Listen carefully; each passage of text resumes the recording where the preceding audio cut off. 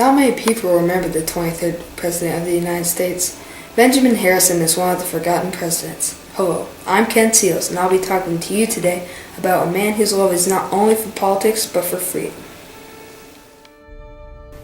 Born August 20th, his great-grandfather, Benjamin Harrison, was a signer of the Declaration of Independence. His grandfather was the 9th President of the United States, and his father represented the district in the National House of Representatives from 1853 to 57. So it was no surprise that he was the 23rd President of the United States. Growing up in North Bend, Benjamin would sit on the front porch of his house and watch the boats float down the Ohio River. He lived on a farm and grew most of his own food, but when he had some spare time, he would roam the countryside hunting and fishing. In the summer, he would go swimming, and in the winter, he would grab his sled and go sledding. But he also had to do chores. He was never really good at milking the cows, but he was good at making candles for the family. Because there was no school nearby, they went to a school in a log cabin on the farm. Ben's father hired a teacher to teach at the school, and on weekdays the Harrison children and their cousins went to school. Ben's parents, John Scott Harrison and Elizabeth Harrison, had 8 children to educate. 4 others died at a young age. Ben was the second oldest behind his sister Sarah Harrison. Benjamin went to Farmers College and was taught history and political economy. Instead of using textbooks, they used real government documents.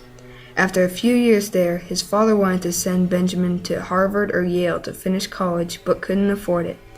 He eventually sent him to Miami University in Oxford, Ohio. After a few years in Miami, he passed a bar exam, which let him start a business as a lawyer, but he didn't know where to put his business. He didn't want to stay close to home, so he moved to Indianapolis, Indiana with his wife, Carrie, when he was 21. They got married on October 20th, 1853.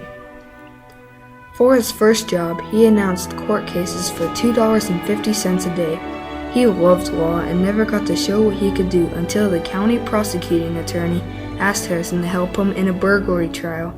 The trial went on as Benjamin wrote pages and pages of notes. Since the attorney couldn't be there, he left Ben in charge of the closing argument. The other attorney was the former governor of Indiana and a well-respected lawyer, David Wallace. The lights in the court were so dim, Benjamin couldn't read his notes. He panicked and went from memory. He won the case and, more importantly, won the respect of Governor Wallace. In 1855, Governor Wallace's son, William Wallace, asked Harrison to be his law partner. William wanted to go into politics like his father, but he didn't want to stop law practice. He asked Harrison to handle his cases for him. He couldn't turn down an offer like that. Since William was the son of former Governor David Wallace, it caught the attention of clients' eyes. So they asked William to come to many cases. This gave Benjamin a chance to show people what he could do.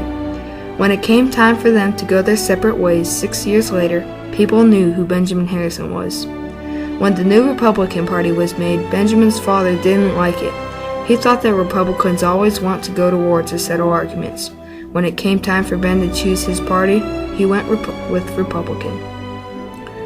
When President Lincoln was inaugurated into office on March 4, 1861, not many days after, on April 12th, Southern guns opened fire on Fort Sumter in Southern Carolina. This battle raged on for 33 hours until the Union commander surrendered. The Confederate flag was raised, and this started the Civil War.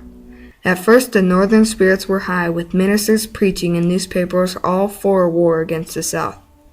Benjamin thought there would be no need for him to volunteer. But when the list of people killed and wounded in war started to climb, fewer and fewer people volunteered when President Lincoln asked for soldiers. Once he heard this, he immediately volunteered to go himself. He eventually convinced a group of people to go with him. When Harrison was in the Army, he was the commander at the Battle of Peachtree Creek. He was checking to make sure the attack plan was ready for action when he found a flaw. A quarter-mile-long gap was in front of the soldiers. No one was guarding the opening on the hill, so if the Confederates ran up the hill and charged through the hole, they would be able to stand on the ridge and fire down at his men. Suddenly, one of the soldiers picking blackberries saw the rebels coming. They were charging right for the gap, just like Ben had feared. Just as if it couldn't get any worse, the Confederates ran right up the hill and fired down at the brigade. Benjamin shouted out, "Come on, boys, we've never been licked yet, and we won't begin now." He gathered his men and charged straight up the hill into enemy fire. They got so close that there was no room to shoot. They went to hand combat with their bayonets and used their guns as clubs. The Confederates kept piling in, and Benjamin's army kept pushing. He was determined that the line would hold. To his left, he could see his men had stopped firing. They had turned their cannons around for fear the Confederates would take them. Harrison yelled at them, "Don't be afraid, I'll take your guns. Turn about and put them back into action." They obeyed and started firing again. The Confederate army got smaller and smaller until they retreated. Benjamin's army had held. After 4 years of long, hard battle, the Union finally won, and the rebels were no longer the Confederate States of America. It was April 9th, 1865, when this day came. No one expected it to last as long as it did. When Harrison was out of the army, he continued to practice law. He did many cases and was noticed by many people. In 1880, the Republicans were starting to come back into power.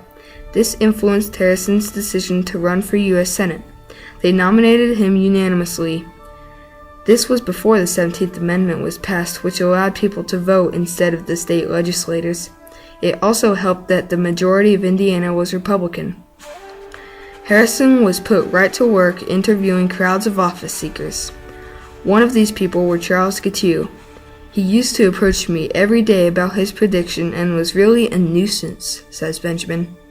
Not 4 months later, on July 2, 1881, Charles shot President Garfield in a train station. This gave Harrison a chance in the presidential election of 1884.